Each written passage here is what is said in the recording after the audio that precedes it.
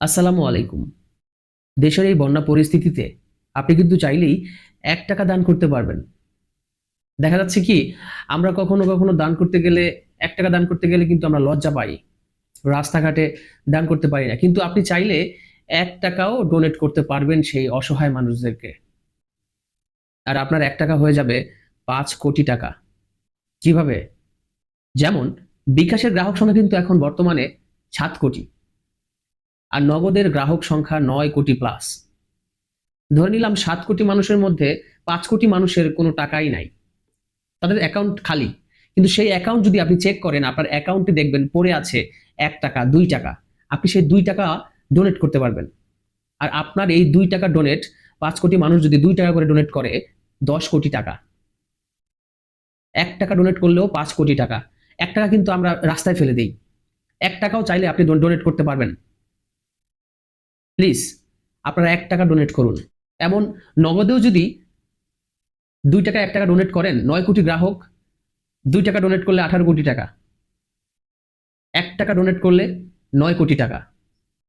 চলুন আমি আপনাদেরকে ডেমো দেওয়ার জন্য ৳২ দান করেছি।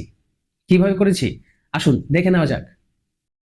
আমি আপনাদের বিকাশের মাধ্যমে দেখিয়ে দিচ্ছি। প্রথমেই ব্যালেন্সটা চেক করে নেব। দেখেন আমার ব্যালেন্সে কিন্তু ৳৮.৫৪ আছে এবং আমি চলে যাব ডোনেশনে।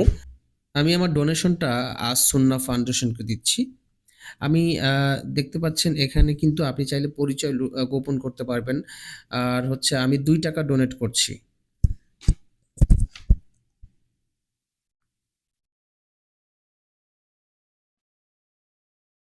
এরপরে অনুদানে ক্লিক করবেন। পাসওয়ার্ড, আপনার যে পাসওয়ার্ড সেই পাসওয়ার্ড এখানে বসাবেন।